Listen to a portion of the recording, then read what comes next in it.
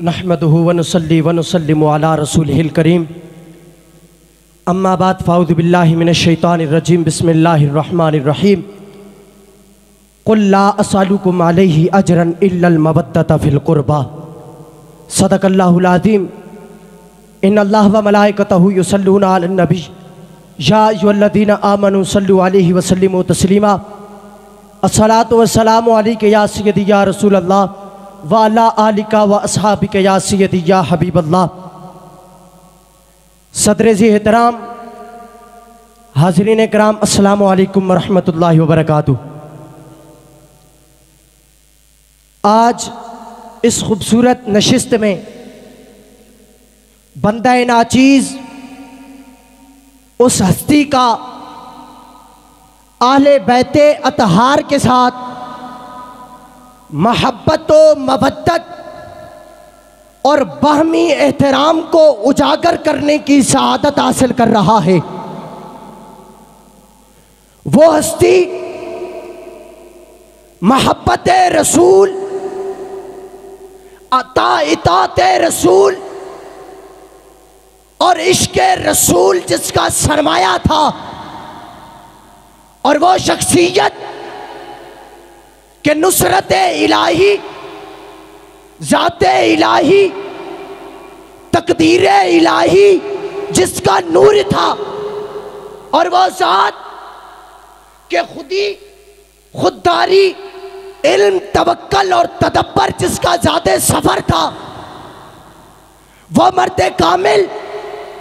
کہ خودی کی خلوتوں میں کبریائی اور خودی کی جلوتوں میں مصطفی جلووں سے روشنی لیتا تھا۔ اس سے میری مراد امیر المومنین، خلیفۃ المسلمین، افضل الصحابہ،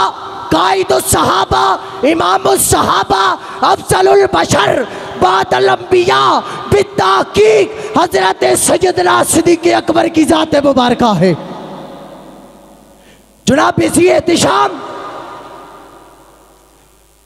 حضرت سیدنا صدیق اکبر کی وہ ذات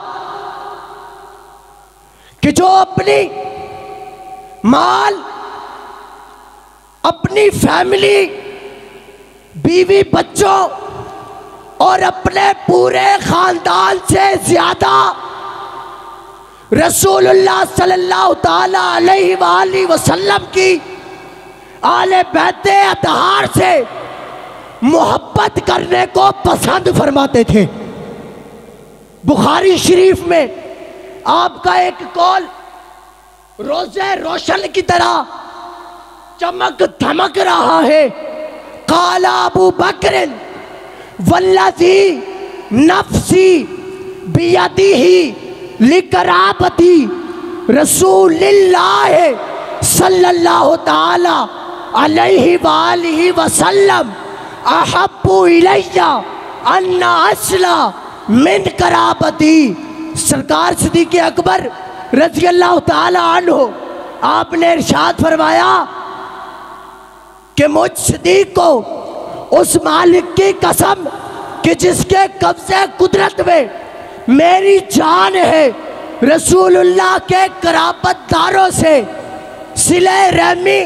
اور حسن سلوک کرنا مجھ صدیق کو اپنے اہل بیت یعنی اپنے قرابت داروں سے حسن سلوک اور صلہ رحمی کرنے سے زیادہ محبوب ہے۔ جناب ذی احتشام، یہ تو تھے آپ کے افعال، آپ کے میں نے قول پیش کیا۔ اگر آپ کے افعال کو دیکھا جائے، آپ کی پریکٹیکلی لائف کو دیکھا جائے، تو جناب ذی احتشام حضرت سعد بیان کرتے ہیں۔ میں اپنی تقریر کا اختتام انہی جملوں پر کرنا چاہتا ہوں کہ اگر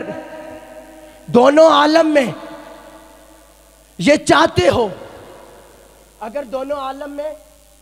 یہ چاہتے ہو کہ کامیابیاں ہمارے قدم چومیں، تو پھر صحابہ و اہل بیت سے محبت کرنا شروع کر دو۔ وما علینا